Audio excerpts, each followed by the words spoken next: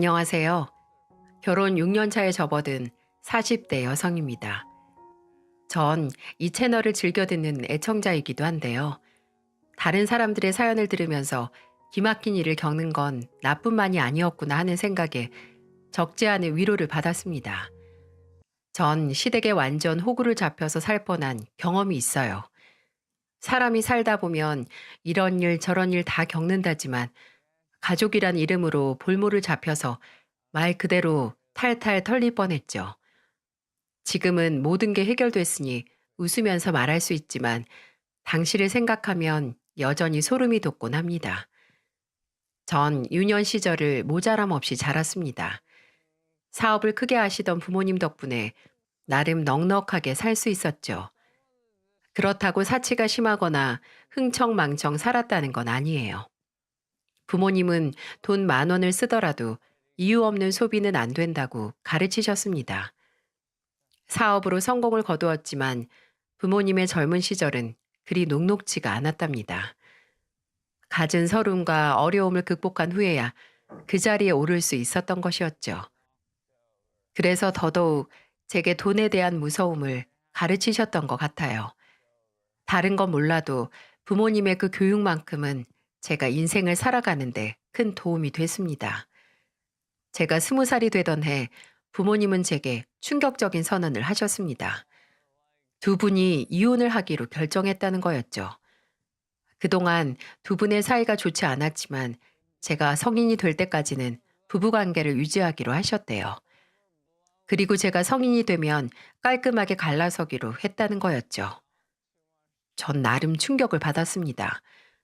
두 분이 살가운 사이까지는 아니라는 건 알았지만 이 정도로 갈등을 겪고 계신지는 전혀 모르고 살았거든요.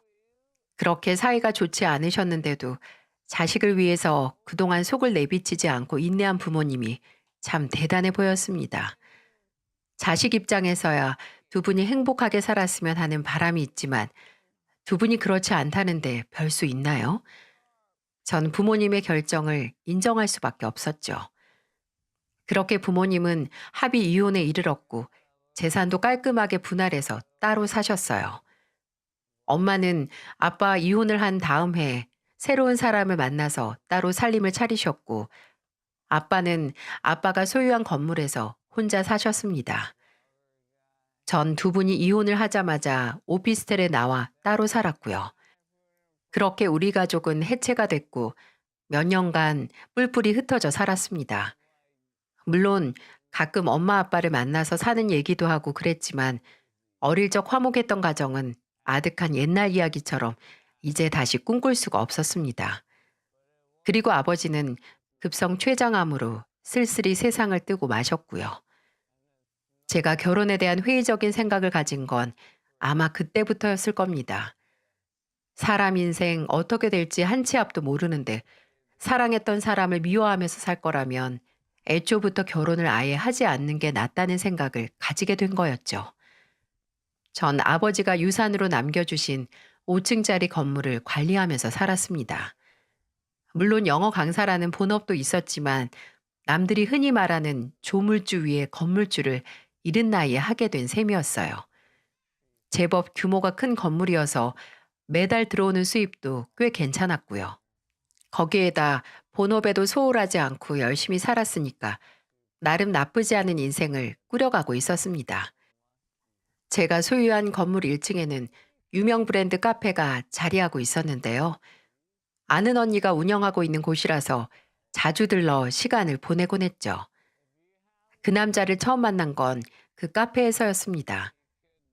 언니 카페에다 커피 원두를 공급하는 회사의 직원이었죠. 카페에서 몇 번 마주쳐서 그 사람의 잘생긴 얼굴을 기억하고 있었어요. 진한 눈썹에 콧날이 오똑 서 있는 게 꼭 영화배우처럼 생겼더라고요. 어떻게 하다가 언니 소개로 그 남자와 합석을 하게 됐는데 외모는 물론 목소리도 성우처럼 멋있고 하나하나 세심하게 행동하는 매너도 너무 좋은 겁니다. 한눈에 반했다는 표현이 좀 그렇긴 하지만 가슴이 뛸 정도로 매력적인 남자였어요. 그런 제 마음을 눈치챘는지 언니가 은근슬쩍 그 남자와 엮더라고요. 술, 담배도 하지 않았고 성실함에 몸에 배어 있는 사람이라 회사에서도 꽤 인정을 받는답니다. 언니에게 그런 말을 들으니까 더욱 호감이 가더라고요. 그리고 언니의 적극적인 중매로 그 남자와 소개팅을 하게 됐어요. 비록 저보다 3살 연하였지만 단둘이 시간을 두고 만나보니까 제가 생각했던 것보다 훨씬 더 좋은 사람이라는 걸 알 수 있었죠. 결혼에 회의적이었던 제 생각이 바뀌는 순간이었습니다. 이런 남자라면 행복한 미래를 꿈꿔도 될 것 같다는 생각이 들더군요. 오래지 않아 그 남자와 연인 사이로 발전을 했고 2년간의 열애 끝에 결혼을 하게 됐습니다. 시댁 식구들도 절 무척 살갑게 대해주며 기쁘게 맞이해 주셨고요. 시댁엔 시어머니와 시누이가 함께 살고 있었어요. 시아버지는 일찍 돌아가셨고요. 시어머니는 집안에 복덩이 며느리가 들어왔다며 절 엄청 귀하게 여겨주셨죠. 제 눈에는 시댁 식구들도 남편만큼 좋은 사람들 같았습니다. 전 그렇게 아무 문제 없이 행복한 신혼생활을 즐기고 있었답니다. 그런데 올케네 건물이 5층짜리라고 했지? 그럼 점포가 몇 개나 나와? 공실 없이 꽉 차면 한 15개 정도 나와요. 어머, 15개? 대박이네. 그 동네 요새 젊은 사람들한테 엄청 인기가 많은 곳이잖아. 그런 데는 월세도 꽤 비쌀 텐데 들어오는 수입이 어마어마하겠네. 아니에요, 아가씨. 그만큼 나가는 돈도 많아서 그 정도는 아니에요. 그래서 저 아직까지 학원 나가서 수업도 하잖아요. 에이, 그거야 올케가 취미로 하는 거겠지. 아무튼 난 올케가 너무 부럽다. 부모 잘 만나서 건물주도 되고. 주책 없는 신우이의 말에 불편했던 적이 많았어요. 솔직히 제 환경이 남들한테는 부러움의 대상이 맞을지도 모르지만 그래도 노골적으로 묻는 통에 진땀을 뺀 적이 한두 번이 아니었거든요. 사실 제가 결혼을 한다고 했을 때 주위에선 곱지 않은 눈초리로 보기도 했죠. 돈으로 잘생긴 연하남을 만난다고 말입니다.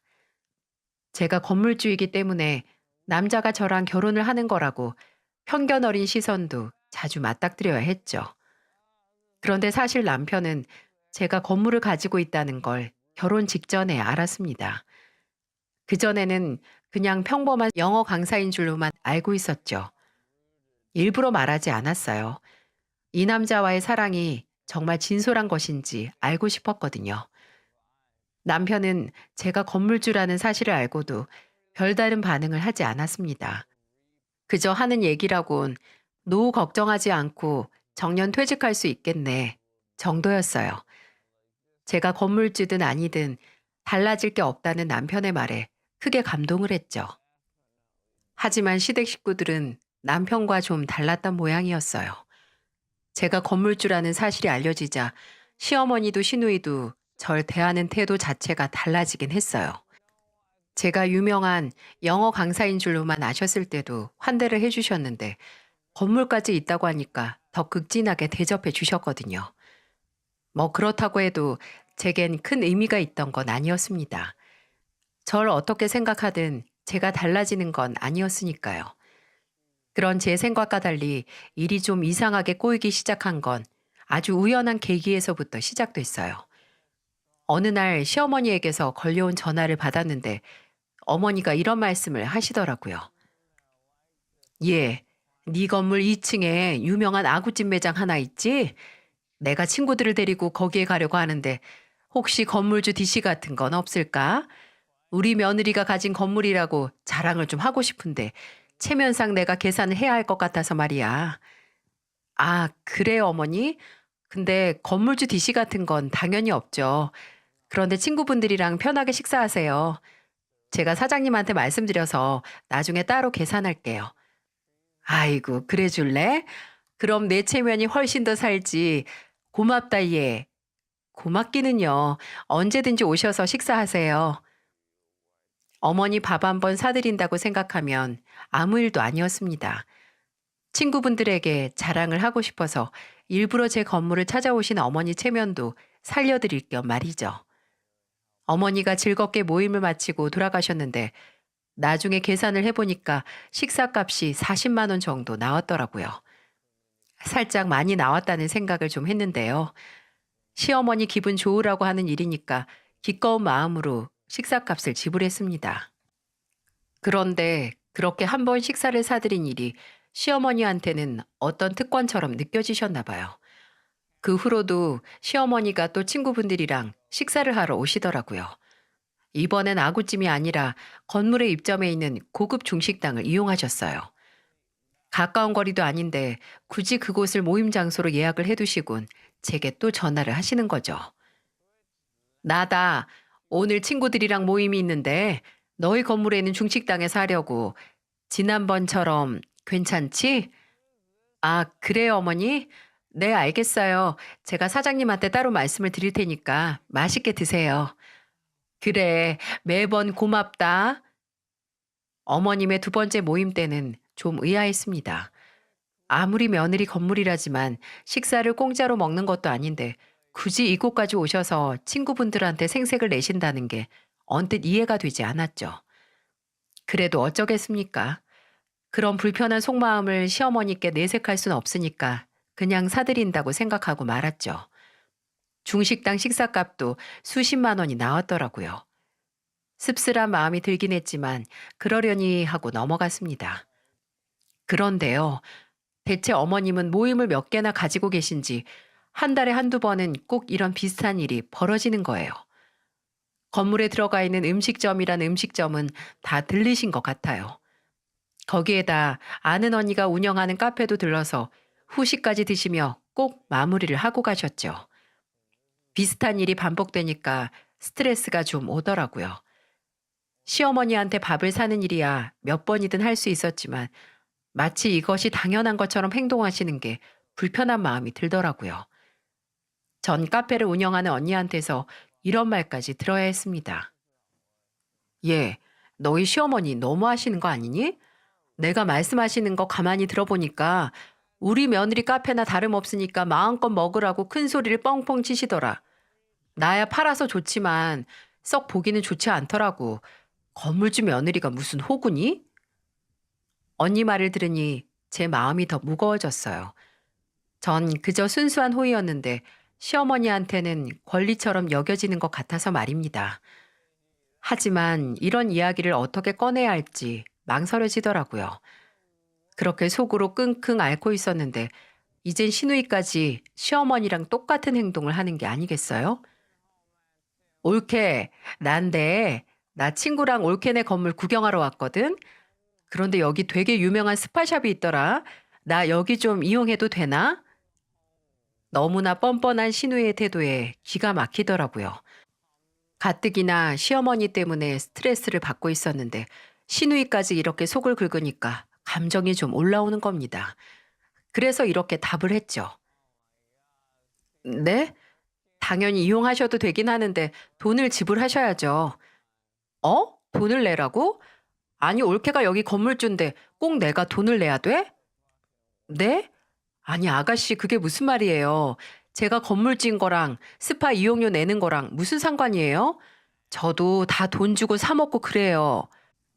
아니, 내 말은 그게 아니라 엄마가 그러는데 올케 건물에 있는 매장을 이용하면 올케가 나중에 다 처리해 준다던데. 아니야? 신우이의 목소리에서 짜증이 배어 나왔어요. 당연히 제가 처리를 해준다고 생각했는데 다른 대답이 나오니까 신경질이 나는 모양이었어요. 아가씨, 제가 다 처리를 해주는 게 아니라 어머님 편하게 식사하시라고 제가 몇 번 사드린 거예요. 다 제가 따로 계산을 해드린 거라고요. 그러니까 내 말이 엄만 해주는데 왜 난 안 해주냐고. 혹시 옳게 나한테 쓰는 건 아까워서 그래? 신우이의 적반하장식 태도가 기가 막혔어요. 신우이의 눈에는 제가 무슨 법인카드처럼 보이나 봐요. 제가 계산을 해주는 게 당연하다는 듯 말하는 게 어이가 없더라고요. 얼굴이 다 화끈거릴 만큼 기분이 상했지만 전 딱 이번만 넘어가기로 결정을 했습니다. 알았어요, 아가씨. 거기 스파샤 편하게 이용하세요. 제가 거기 사장님한테는 따로 말씀드릴게요. 그래? 설마 내가 올케한테 민폐 부린 건 아니지? 네, 아니에요. 알았어. 올케 고마워.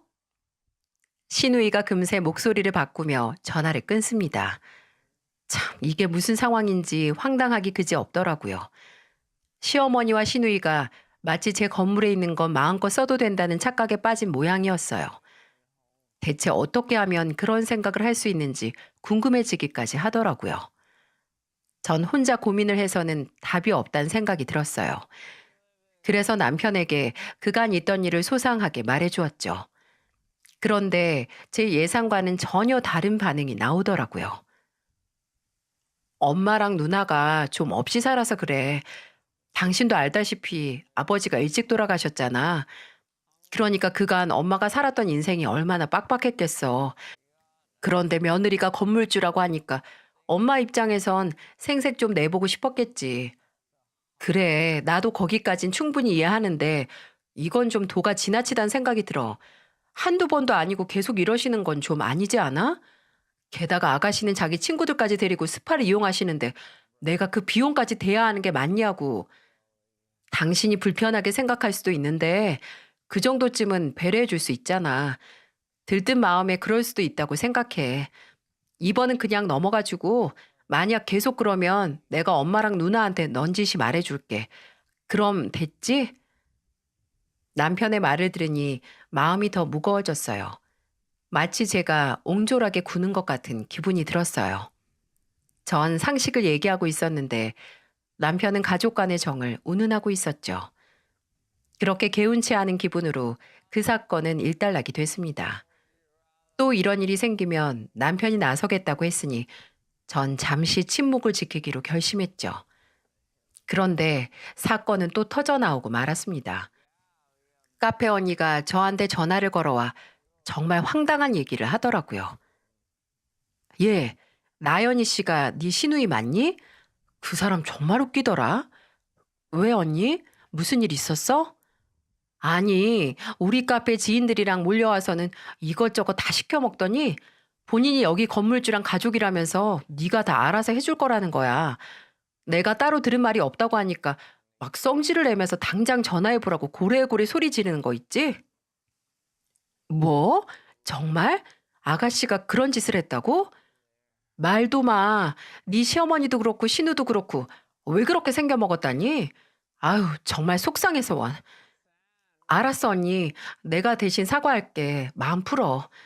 몰라, 얘. 암튼 나중에 따로 만나서 얘기해. 이게 무슨 날벼락 같은 소린지. 신우가 카페에서 건물주 운운하며 갑질을 했다는 겁니다. 이게 말이나 되는 얘긴가요? 전 화가 난 마음을 꾹 참고 신우이에게 전화를 걸었죠. 올케. 그렇지 않아도 내가 전화하려고 했는데 올케네 건물에 큰 카페 하나 있지? 거기 아주 못 쓰겠더라. 내 생각엔 다음번 재계약 때는 거기랑 계약을 하지 않는 게 좋겠어. 아가씨, 혹시 거기서 아가씨가 건물주 가족이라고 계산 따로 할 거라고 그랬다면서요? 그 말이 맞아요? 그래. 내가 그랬는데 그 여사장이 그런 말 들은 적 없다고 눈 똑바로 쳐다보면서 아주 쌀쌀맞게 구는 거 있지? 참, 나 기가 막혀서 어디 세입자 주제에 콧대가 그렇게 높은지 정말 안 되겠지 올게? 그 집 계약 기간이 얼마나 남았어? 내 생각엔 그 집은 얼른 빼는 게 좋겠어. 아가씨, 아가씨가 그게 무슨 상관이에요? 뭐라고? 왜 아가씨가 제 건물에서 제 소중한 세입자 분들에게 갑질을 하시냐고요? 아니 옳게 무슨 말을 그렇게 해? 그럼 내가 경우 없는 세입자한테 그 정도 말도 못해? 네, 못하세요. 하셔도 안 되고요. 그리고 말이 나와서 드리는 말씀인데 자꾸 제 건물에 와서 마음대로 먹고 노시는 거 좀 무례하신 것 같아요. 제가 한두 번쯤은 그렇다 치고 넘어갔는데 상식적으로 좀 아니란 생각 하지 않으세요? 아가씨가 돈 안 내고 노시면 그 돈을 누가 다 내겠어요? 전부 제 지갑에서 나오는 거잖아요. 제가 아가씨한테 그렇게까지 해야 돼요? 옳게. 지금 가족끼리 뭐 하자는 거야? 돈 좀 번다고 유세 떠는 거야? 아니, 그렇게 마음에 들지 않았으면 진작 얘기를 하지. 왜 이제 와서 사람 거지 취급이야? 알았어. 다시는 올케네 건물에 오지 않을 테니까 걱정하지 마. 사람이 경우라는 게 있어야지. 아무리 그래도 이건 아니죠. 전 작심하고 신우이에게 싫은 소리를 했습니다. 기분이 나빠진 신우이가 냉정하게 전화를 끊습니다. 뒷일이 좀 걱정되긴 했지만 속은 정말 시원하더라고요. 이제 철없는 신우이가 정신을 좀 차리길 바라며 집으로 돌아왔습니다. 그리고 퇴근한 남편에게 이 사실을 말했죠. 그러자 남편의 표정이 딱딱하게 굳더라고요. 그렇다고 누나한테 그렇게 심하게 얘기하면 어떡해. 누나가 기분이 업돼서 좀 오버한 것 같은데 한 번쯤은 넘어가 줄 수 있잖아. 당신은 그 정도 이해심도 없어? 뭐? 그럼 내가 잘못했다는 거야? 아가씨가 건물주 행세를 하는데 그 꼴을 그냥 가만히 보고만 있으라고? 내가 지난번에도 말했잖아. 우리 집에 하도 없이 살아서 일종의 신분 상승 같은 기분을 내는 거라고. 당신은 돈 많은 집에서 태어나서 잘 모르겠지만 우리한테는 그런 게 좀 있다고. 그런 걸 가지고 따져 물으면 누나 입장이 뭐가 돼? 당신 말 참 이상하게 한다. 이건 돈이 있고 없고의 문제가 아니라 그냥 상식 문제 아니야? 설령 아가씨가 진짜 건물주라고 해도 세입자한테 그런 식으로 해도 돼? 그걸 지적한 게 그렇게 잘못한 일이야? 됐다, 그만하자. 당신 이랬다는 거 알면 엄마가 퍽도 좋아하시겠다. 당신은 하도 잘나서 못 사는 사람 마음을 도저히 이해하지 못하겠지? 그러니까 그만하자.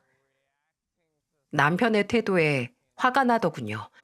남편은 시어머니나 시누이의 아나무인격 태도를 넓은 아량으로 봐줘야 한다는 겁니다. 전 금수저로 태어나서 절대 이해하지 못할 거라면서요. 아니요. 전 남편의 말에 동의할 수가 없었어요. 돈이 많은 것과 사람을 무시하는 건 전혀 별개의 문제죠. 아무리 돈이 많다고 해도 사람한테 함부로 대하면 안 되는 겁니다. 이런 기본적인 상식을 설명해 줘야 한다는 게 답답했어요. 하지만 남편은 그저 제가 가족들한테 돈 있는 유세를 떤다며 귀를 막아버리더라고요. 너무나 억울했지만 대화가 통하질 않으니 별 수가 없었죠. 그런데 문제는 또 있었어요. 시누이가 시어머니한테 이르기라도 한 건지 시어머니가 연락도 없이 저희 집에 찾아오셨더라고요. 어머, 어머니, 연락도 없이 웬일이세요? 우리 잘난 며느리랑 내 얘기 좀 하려고 왔다. 아, 그래요? 이리 들어오세요.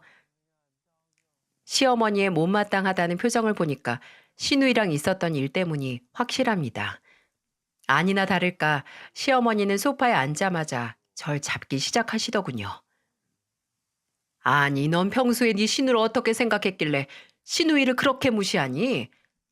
네? 무시하긴요. 제가 언제 아가씨를 무시했다고 그러세요? 네가 시누이한테 갑질하고 다니지 말라면서 훈계를 했다며.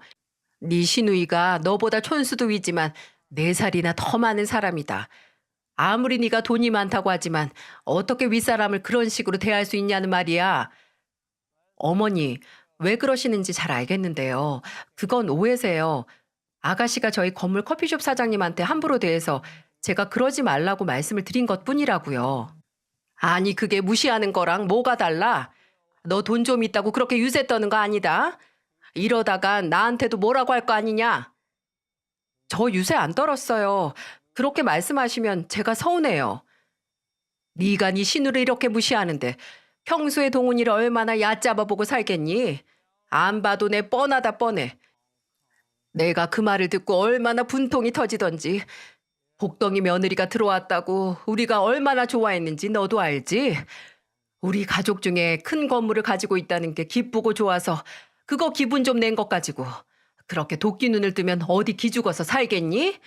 입이 있으면 어디 한번 말 좀 해봐라. 시어머니가 작심한 듯 독설을 쏟아내시는데 기도 막히고 코도 막히고 말문도 막히더군요.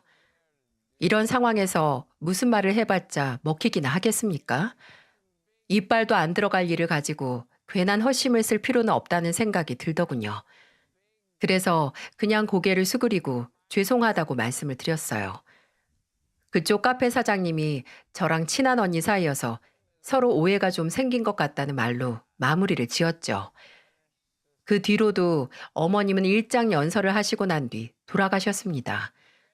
가진 말을 다 들었지만 여기에다 전부 다 풀어놓기는 민망한 수준이고요. 결론적으로 다신 잘난 척 하지 말고 시댁 식구들을 잘 떠받들라는 말로 요약할 수 있겠네요. 한통속이 된 시누이 시어머니뿐만 아니라 남편까지 제게 등을 돌리니까 진짜 억울하더라고요. 가족들에게 전 건물주 노릇을 톡톡히 하는 기고만장한 며느리가 되어 있었죠. 억울함이야 말할 수 없을 정도로 컸지만 나 하나 참고 넘어가면 된다는 생각에 화를 꿀꺽 삼켰어요. 시간이 지나면 가족들의 오해도 다 풀릴 거라고 생각했죠. 그래서 그 일은 참고 넘겼습니다. 하지만 그게 화근이었을까요? 시어머니의 요구는 상식 수준을 넘어가기 시작했어요. 매달 50만 원씩 드리던 용돈을 100만 원까지 달라고 하시질 않나. TV에서 무슨 등산복이 예뻐 보인다며 노골적으로 그걸 사달라고 하질 않나. 어디 그뿐인가요?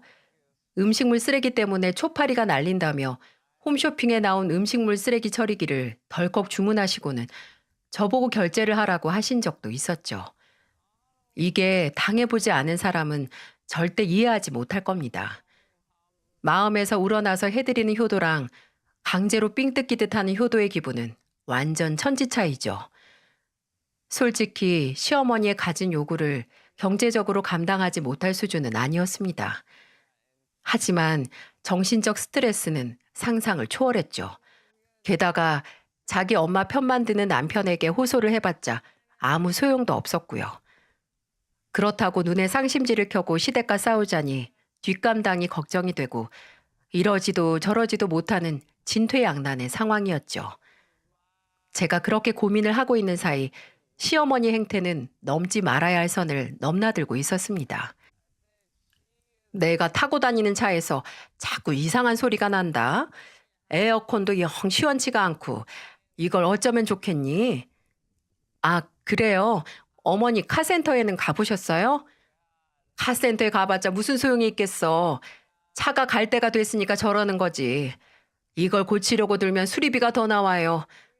아무래도 내 생각엔 폐차를 하거나 팔아버리는 거나 해야 될 것 같아. 이래서 사람들이 외제차 하나 싶다. 네가 타고 다니는 차가 독일제지? 네, 독일차예요. 그래, 사람이 격에 맞게 살긴 살아야지.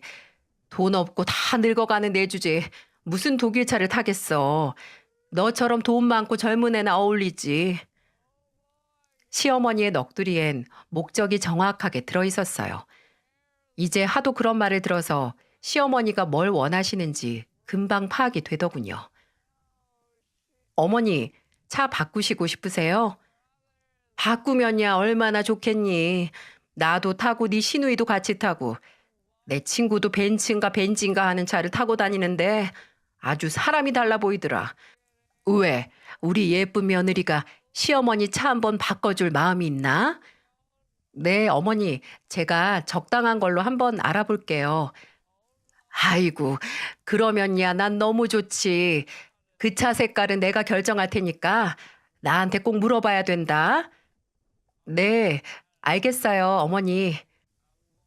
이젠 차까지 바꿔달라고 성하시니 두 손 두 발 다 들었습니다. 사실 저도 거의 반포기 상태였어요. 그래도 혹시 몰라서 남편에게 말을 해봤습니다. 여보, 어머니가 차 좀 바꿔달라시네. 차? 엄마가 타고 다니는 차? 어, 차에서 소리가 난다고 외제차로 좀 알아봐 달래. 어떻게 생각해?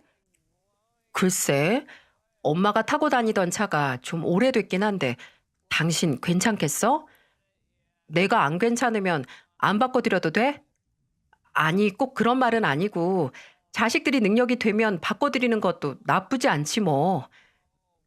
절 똑바로 쳐다보지도 못하고 지도 말끝을 흐리는 걸 보니까 미안하긴 한 모양이었어요. 이러다가 사는 집도 바꿔달라는 말도 정말 나올 것 같더라고요. 하지만 입씨름을 해봤자 제가 손해라는 걸 전 잘 알고 있었어요. 어차피 해드릴 거 빨리 처리하자는 마음으로 아는 딜러에게 부탁을 해서 어머니 차를 알아봐 드렸죠. 딜러를 만나서 차를 구경한 어머니는 잔뜩 신이 난 목소리로 전화를 하시더라고요. 며느리, 차 구경했어. 너무 좋더라. 역시 차는 독일차가 최고인 것 같더라고. 딜러가 추천해주는 차로 하면 좋겠어. 딜러가 너랑 따로 통화한다더라. 그런데 견적이 꽤 나오더라고. 혹시 너무 무리하는 건 아니니? 아니에요. 괜찮아요, 어머니. 그래, 너무 고마워, 며느리. 아, 그리고 내일 너희 시아버지 제사잖니? 내가 내일 저녁에 우리 며느리 좋아하는 불고기도 해둘 테니까 늦지 말고 와라. 알았지? 네, 알겠습니다. 언뜻 들어도 어머니의 기분은 날아갈 듯 좋아 보였어요. 전 점점 지쳐만 가는데 이게 무슨 짓인가 싶더라고요. 제가 희생하면 온 가족이 행복하다는 게 모순처럼 느껴졌어요. 제가 불행한데 가족의 행복이 무슨 소용이 있겠습니까? 그렇다면 전 가족들에게 어떤 존재인 걸까요? 이런저런 생각이 들면서 기분도 우울해지고 처지더라고요. 그런 우울한 기분을 겨우 참고 다음날 시댁에서 제사를 지냈습니다. 싱숭생숭 제사를 지내고 남은 전을 먹으려고 다시 부치고 있었는데요. 남편을 비롯한 시댁 식구들이 화기애애한 분위기 속에서 맛있게 전을 먹더라고요. 전 왠지 입맛도 없고 기운도 없어서 먹는 둥 마는 둥 하고 있었죠. 그런 저를 본 시어머니가 묻습니다. 얘, 왜 이렇게 못 먹어? 어디 아프니? 네? 글쎄요. 점심이 좀 취했나. 그냥 속이 좀 불편해서 그래요. 신경 쓰지 마시고 드세요, 어머니. 아유, 그럼 일을 어째? 우리 귀한 며느리가 아프면 안 되는데 내가 소화제라도 사다 주련? 아, 아니요, 괜찮아요. 어머니 금방 내려갈 거예요. 그래, 건강에 신경 쓰면서 다녀야지. 아프면 못 써. 시어머니가 걱정스런 표정으로 제 등을 쓸어주세요. 물론 이게 외제차의 힘이라는 건 저도 다 알고 있었죠. 그러던 시어머니가 남편의 머리를 보면서 고개를 갸웃거리시더라고요. 그런데 동훈아, 너 언제부터 머리숱이 이렇게 많아졌니? 머리가 자랐나? 아, 나 실은 모발 이식했잖아요. 몇 달 됐어요. 어? 그 자기 뒷머리를 뽑아서 빈 곳에다가 심는 그 수술? 어머, 어머, 진짜 깜쪽 같네. 나도 말로만 들었는데 정말 괜찮구나. 시어머니가 남편의 머리를 이리저리 살피면서 감탄을 합니다. 본래 수치 적었던 남편은 큰 마음을 먹고 모발 이식 수술을 했었거든요. 생착률도 좋아서 남편도 나름 만족해하고 있었죠. 그런데 시어머니가 또 엉뚱한 말씀을 하시는 게 아니겠어요? 우리 집 내력이 원체 머리숱이 없어서 나도 고민이었거든. 나도 동훈이가 수술한 곳에서 모발 이식을 좀 받아야겠다. 이게 견적이 얼마나 나오려나? 엄마도요? 이게 심는 모발의 양마다 견적이 다르긴 한데 모발 이식하고 사후 시술까지 생각하면 한 1,000만 원은 생각해야 돼, 엄마. 1,000만 원? 아유, 뭐 생각보다 별로 안 드네. 우리 효부 며느리가 시어머니 머리쯤은 심어주겠지. 안 그러니? 시어머니가 제 얼굴을 보면서 비실비실 웃으시는데 순간 그 모습이 얼마나 꼴보기가 싫던지요. 전 순간 화산이 폭발하듯 꾹꾹 참았던 분노가 터지고 말았죠. 모발 이식이요? 이제 다 늙어서 가실 분이 모발 이식은 해서 뭐 하시게요? 그냥 대머리로 살다가 가시면 안 돼요? 제 그 한마디에 온 식구들이 눈을 동그랗게 뜨고 절 쳐다보더군요. 마치 찬물이라도 끼얹은 것처럼 분위기가 얼어붙더라고요. 너, 너 지금 그게 무슨 소리냐? 지금 그 소리 나한테 한 소리니? 네, 어머니한테 드리는 말씀이에요. 어머니, 제가 한국은행이에요? 어머니가 1,000만 원 하면 1,000만 원이 나오고 2,000만 원 하면 2,000만 원이 뚝딱 나오는 줄 아시냐고요. 사람이 정도가 있지. 외제차도 모자라서 이제 머리털까지 심어달라고요? 그게 지금 말이나 된다고 생각하세요? 아니, 얘가 뭘 잘못 먹었나? 너 지금 시어머니한테 그게 무슨 말버릇이냐? 놀란 남편도 제게 한마디를 보태더군요. 당신 미쳤어? 갑자기 왜 이래? 왜 이러긴. 당신 어머니 때문에 스트레스 받아서 그렇지. 이제 나 도저히 못 참겠어. 할 말은 하고 살래. 남편 옆에 있던 시누이가 표독스럽게 절 쏘아붙였어요. 아니, 올케가 대체 뭘 참았다고 이래? 참은 건 우리지. 올케가 그 유세를 떨면서 콧대 세우고 다닌 거 다 참아주고 봐준 게 누군데 이래? 아가씨도 제발 정신 좀 차리세요. 언제까지 그러고 사실 거예요? 부자 남자 만나서 팔자고치 생각하지 말고 제발 건실하게 좀 사시라고요. 뭐라고? 올케 말 다 했어? 사람들이 제 도발에 발끈하며 눈에 쌍심지를 켭니다. 특히 시어머니는 입에 거품까지 물곤 난리를 피우시더라고요. 아이고, 네가 드디어 본색을 드러내는구나. 그동안 우리 집을 얼마나 깔보고 있었으면 그런 말이 서슴없이 나와. 너 그깟 1,000만 원이 그렇게 아까워서 이러는 거니? 그렇게 커다란 건물을 깔고 사는 너한테는 1,000만 원쯤은 푼돈이잖니. 그렇게 그 푼돈이 아까워서 이 난리를 피우는 거냐고? 네, 아까워요. 저한테는 푼돈이 아니라 열심히 노력해서 번 돈이라서 아깝다고요. 그리고 며느리를 돈으로만 보는 시어머니한테 쓰는 건 더 아깝고요. 뭐라고? 정말 인연이? 시어머니가 손가락을 세우며 달려들더니 제 머리채를 휘어잡습니다. 그리곤 욕설을 내뱉으면서 제 머리를 마구 흔들더라고요. 너 한 번 죽어봐라 이년아. 이거 놓으세요. 이거 안 놔요? 전 온 힘을 다해서 시어머니를 뿌리쳤어요. 시어머니한테 머리채까지 잡히니까 정말 눈이 돌아가더군요. 전 옆에 있는 남편 머리채를 확 잡아버렸죠. 놀란 남편이 펄펄 뛰며 비명을 지릅니다. 여보, 이거 나. 이 머리가 얼마짜린데. 시어머니도 자기 아들이 머리채를 잡히니까 깜짝 놀라며 손을 벌벌 떨더군요. 어머, 너 우리 아들 머리채 잡고 뭐 하는 거냐? 아이고, 당장 그거 놓지 못해? 내가 당신들 호구니? 그래, 소중한 네 아들 반납할 테니까 이제 니들끼리 잘 먹고 잘 살아라. 전 남편 머리털을 다 뽑아버리고 난 후 시댁 대문을 박차고 나와버렸어요. 정말 난리도 그런 난리가 없었죠. 동네가 다 떠나갈 듯한 난리에 이웃들이 나와서 볼 정도였으니까요. 그런데요, 참 이상한 게 뭐였냐면요. 시댁을 나와 차로 들어가는데 이상하게 웃음이 나오더라는 겁니다.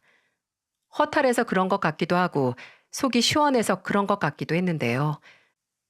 낯빛이 하얗게 질린 시어머니의 표정과 소중한 머리카락이 죄에 뽑혀 절망한 남편 표정이 교차하면서 웃음이 피식 절로 나오더라고요.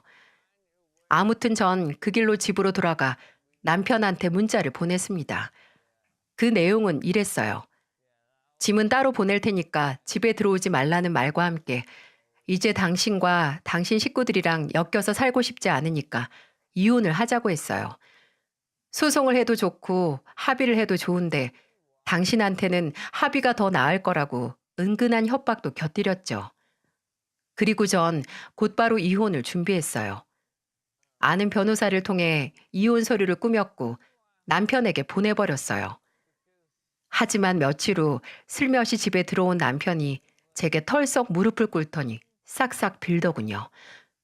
다신 이런 일 없게 할 테니 제발 이혼만은 말아달라면서 말입니다. 여보, 난 죄가 없잖아. 이제 당신이 엄마랑 누나 볼 일은 없게 만들 테니까 제발 이혼하잔 말은 하지 마. 어?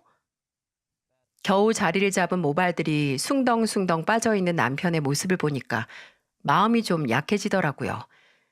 정말 제가 남편의 머리털만 뜯지 않았다면 뒤도 안 돌아보고 이혼을 했을 텐데 그게 좀 미안해서 일단 참기로 했죠. 그래서 이혼은 잠시 보류를 하고 남편의 장담을 한번 믿어보기로 했습니다. 남편이 시댁과 어떻게 얘기를 했는지는 몰라도 정말 시어머니와 시누이는 저에게 연락 한 번을 하지 않았습니다. 하긴 그 난리를 피웠는데도 또 뭔가를 요구한다면 사람도 아니죠. 그리고 전 시어머니에게 해주기로 한 외제차 계약을 전부 없던 일로 했습니다. 제가 부처님도 아니고 이런 마당에 외제차까지 해주게 생겼습니까? 당연히 물리는 게 맞죠. 안 그런가요? 솔직히 전 남편과 이혼을 하지 않더라도 시댁 식구들 얼굴을 다신 보고 싶지 않아요. 남편에게도 그 부분을 여러 번 확답을 받았고요. 남편이 따로 시댁 식구들과 연락을 하는 것까진 막을 수 없겠지만 저와 부딪히는 일은 결코 만들고 싶지 않았습니다. 그리고 남편과의 약속은 지금까지 잘 지켜졌어요. 정말 시어머니와 시누이 얼굴을 보지 않고 사니까 삶의 질 자체가 달라지더라고요. 가슴 속에 얹힌 돌덩이가 치워진 것 같은 기분이 들었다랄까요? 이래서 사람이 돈보다는 마음 편하게 살아야 한다는 말들을 하나 봅니다. 사실 이 사연은 아직 현재 진행형이에요. 이제 남편이 가끔 제 마음을 슬쩍슬쩍 떠보기도 하거든요. 하지만 전 여지를 조금도 주지 않고 있어요. 시댁 생각만 하면 머리칼이 쭈뼛 설 정도로 소름이 끼칩니다. 모르긴 몰라도 아마 계속 이렇게 살지 않을까 싶네요. 저 그렇게 잘못한 거 아니죠? 여러분들이 어떻게 생각하시는지도 참 궁금하네요. 제 사연은 여기까지고 앞으로도 이 채널을 열심히 애청할 생각입니다. 누군가 제 사연을 통해서 조금이나마 위로를 받았길 기대해 봅니다. 감사합니다.